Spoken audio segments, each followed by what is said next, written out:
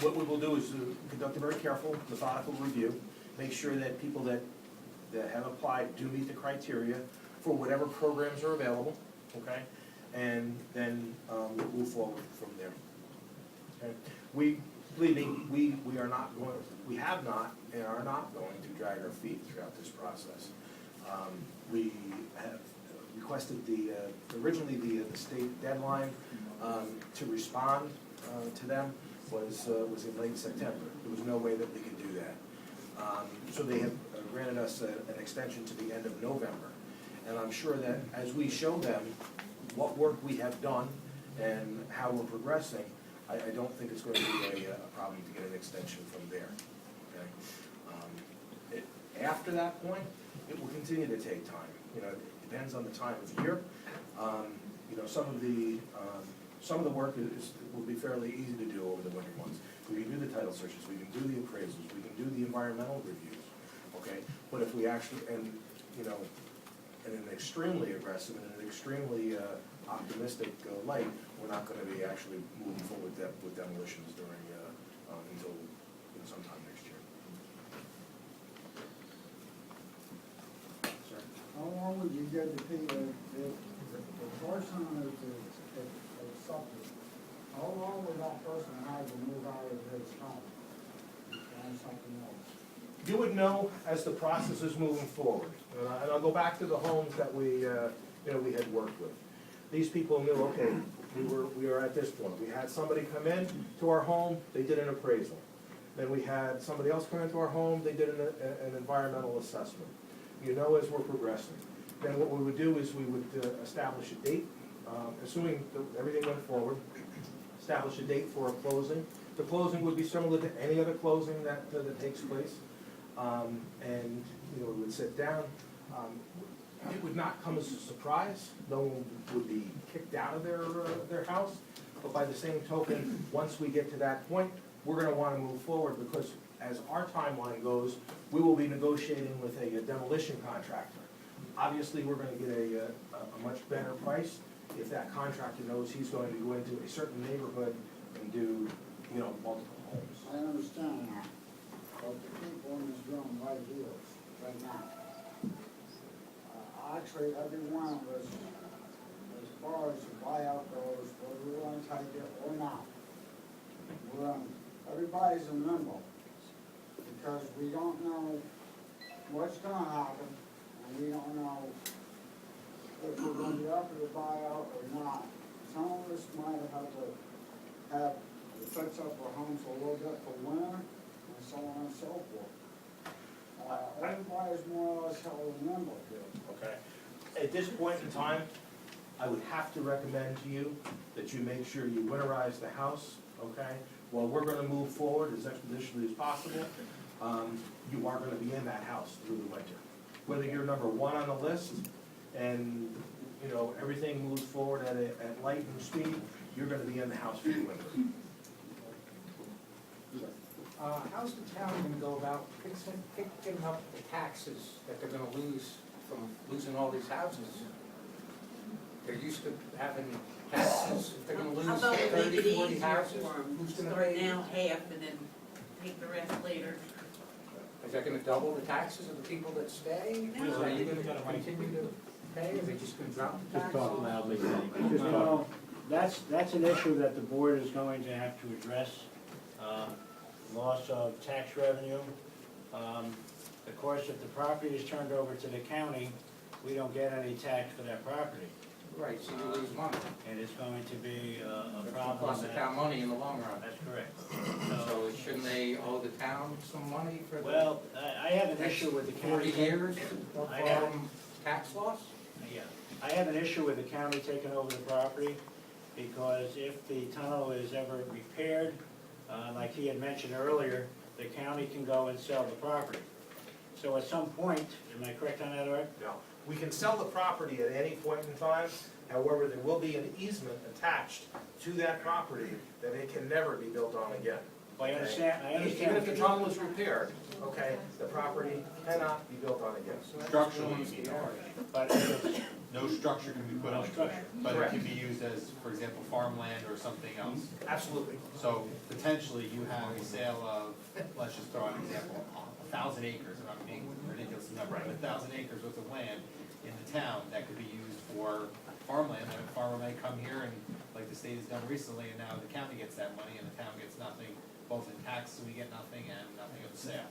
Well, if a farmer put it back on the tax rolls, then the town would start to recoup Correct, money at that at point, that all the rate. years between and the sale of the property, we get nothing. And that's based on the state's rules of this, or this is nothing to do with the county? Correct. And there's no, I mean, this is an expensive proposition for the town and the county as well.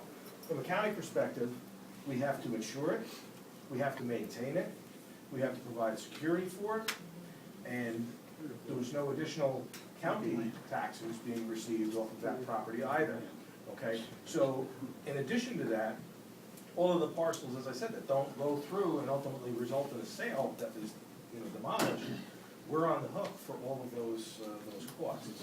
So it's not a total win-win for Ulster County. This is truly advantageous for people that are in harm's way, that have no other option, and this is the only way that they can get out of the sale of their house. Hey, Art, I know Ira's here and talking about a partnership between the state and New York City. Is that correct? Okay.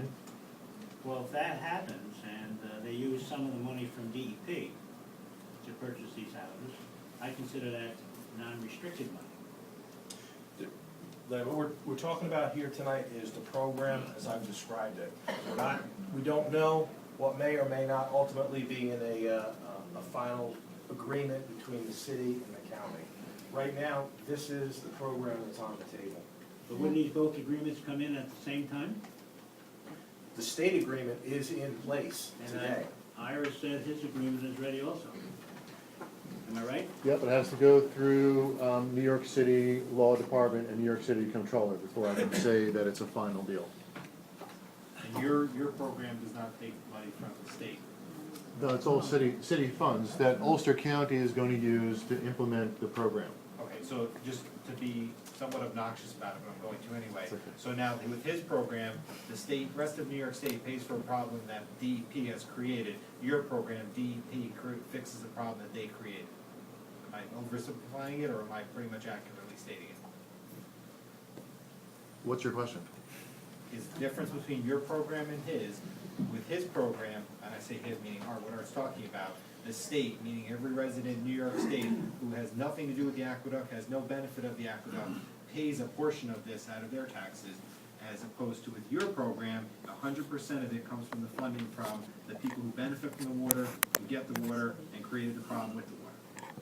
Am I accurate? The city funds we're matching the state funds. So you have twice the amount of money available for this program with the city funds. In addition, the agreement in principle will provide money to pay for Ulster County's costs to implement the program, including maintenance. There's money in there for maintenance and whatever taxes Ulster County needs to pay in the time that the property is still in the tax rolls.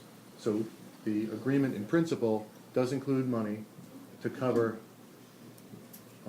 Ulster County's expenses in running the program. So if the city money wasn't there, you'd have half the money, and the Ulster County taxpayer would have to pay for all the costs of implementing it. This is what I'm trying to see we're- the difference between the program that you have not gotten through yet, but potentially will, when you have two more people who levels to go Strictly through. city money. Strictly Yes. city money.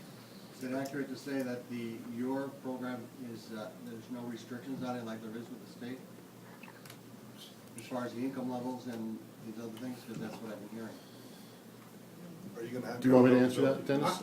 My sense is in all due respect to the town board members, I would hope that we could get questions settled for those folks that essentially need to do the applications and get those in, get them in on time, and then we would be more than willing to spend time with the town board and the city together to answer those questions as well. But we'd really like to try to hear from those folks that essentially have questions about making sure that they understand the program and can move forward with respect to that. But I really would like to say that The city funds will be available for purchases of properties that don't meet some of the criteria for income, value, and primary residence. So it will enable more homes to be purchased that don't meet the state criteria. That's a good thing. That's good. So you'll have your own guidelines, you won't, the income cap and all that stuff won't work? Ulster County is running the whole program. It's just that the city funds will allow Ulster County to have more flexibility than if it only had state funds. So if I don't meet their eligibility, I'm not gonna meet yours then? That's not what I'm saying. I think what we have to do is we have to wait for the details to be ironed out between the city and the county. You know, this agreement in principle was consummated today, okay? So there are details that need to be worked out, and that's not gonna happen here tonight. What I really do wanna do is to give you the opportunity to ask questions about the program that is here before you tonight, and to encourage you to fill out your application and submit it. I really feel for all the people who have water in their basement, ruined homes, and have had to live there for years in that condition. But for myself, I don't have a basement. I don't have flood damage, but I have a compromised well. My property is compromised. Am I gonna walk out in my backyard and fall into a sinkhole? The value of my property has been compromised. I can't sell it. I can't move away. And If so the it's damage just- to your property is due to seepage, okay, and the damage to your well, making it, you know, for all intents and purposes, uninhabitable for that reason, fill out the application, please. There's nothing in that agreement that says anything about compromised water supply. Right. Nothing Compromised at ethics. all. Everything will be ranked, and if your home is damaged, obviously that's gonna have a higher weighted value than if it's just the water supply. If it's the water supply and the home and the septic, again, the value of that is gonna be even greater. But when you say that only 18 homes are likely to be, involved in the buyout, you're I'm just, basically saying a lot of people are not going to be. I took that from the results of the first round of the buyout program. We had $2 million in the first round of this buyout program. We purchased 10 homes, okay? How There many was, homes? there was a little bit left over to get back to the state. It wasn't enough to purchase another home and to do an 11th, okay? How many homes were there out of the 10? We purchased 10. And the How many development- were involved? The 10 that you purchased, how many more were there? We started out with 40 to 50, whittled it down through people that didn't meet the criteria or people that walked away. There was only one home that remained that we couldn't fund, that wished to participate, that we didn't have funding for. Okay? But that was just, it was a matter of math, and that's what I'm using there. We had $2 million, we expended, we took it as far as it would go. And in that particular case, it wound up being 10 homes, okay? So I'm just using the same, we may have homes of lesser value, we may have homes of greater value. So just as an approximation, I'm saying that about 200,000 for the value of the home, to do the other work, to do the demo. The question is, you said there's one house we couldn't buy. Correct, sir. Because they apparently didn't do whatever. No, there were several of those. There was one house that still wanted to participate, that we didn't have enough money left to do. Well, what happens to a home that's in the middle of all this, that won't, be eligible for a buyout? What do then people do? Just live there the rest of their life, and the rest of their land all around them? And unfortunately, that is the reality. You gotta There, be kidding me. there are places, again, it's a willing seller. If a person Sell doesn't, it, would you buy it? we have situations in the first round where literally someone on each side sold out, the person in the middle didn't, okay? It has to be a willing seller. for our purposes, would it be much easier to have a large piece of land, a large tract that perhaps could be used as a farming or whatever use? Of course it would. We're not gonna force anyone out of their homes. If they choose not to sell, and you have a postage That stamp was if sign. they choose. You said that if they didn't meet the Criteria. Right, if they don't meet the criteria, that you're not gonna buy that person out, you're gonna leave We that can't. person away. we can't. Well, There's, what is there's it? state legislation that says what we have to follow. That's not, that's way out of line. What's your criteria? What does that one person, that one home do with all the land around them that's been condemned? And you're gonna tear all them houses down, and here's just this one guy, just because he didn't meet your criteria. It's not Ulster County's criteria, it's the state of New York. Well, whoever. If Okay. you're gonna take a chunk of land and you're gonna demolish them homes, why would you leave one home set? It's not my choosing. Well, you need to find out that. No, I know why, because it's written into New York state law.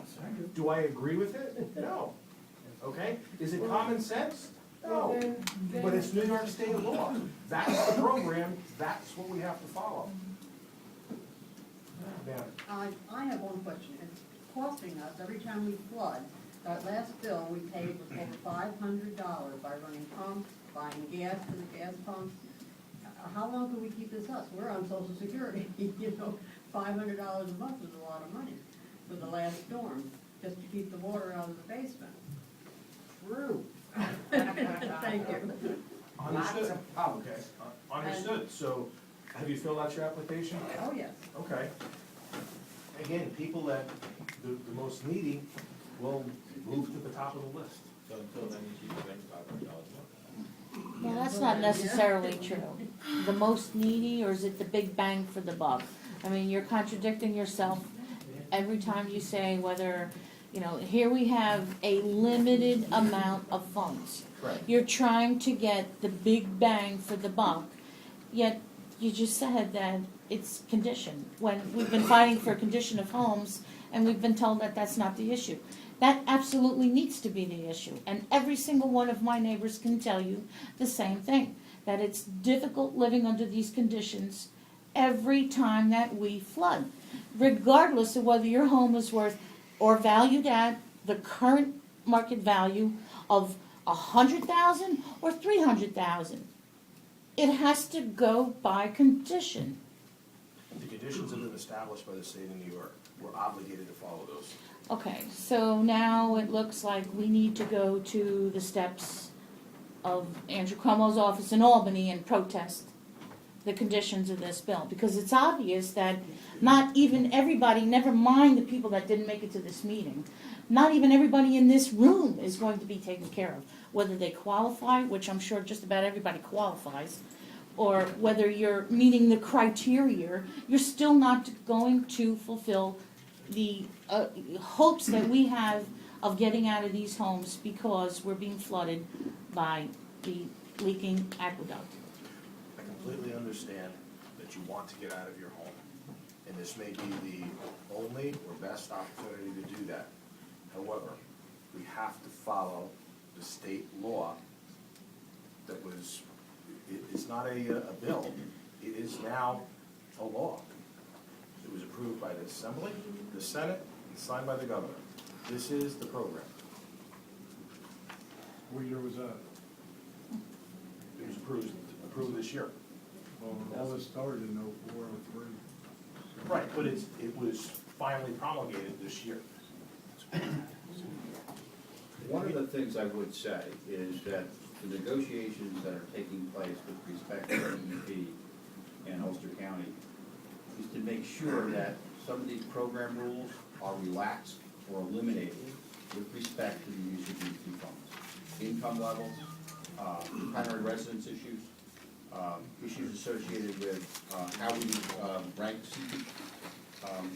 All of those things are part of the discussions that are there, and that's part of where we are in terms of agreement in principle.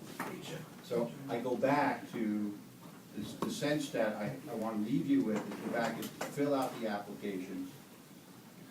Let us go through the process that we need to have to go through, and let's focus on what we can do to help those that need the help.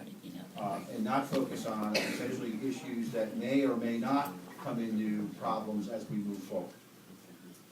And we have a finite amount of money. We can't change that. We have program rules. We can't change that.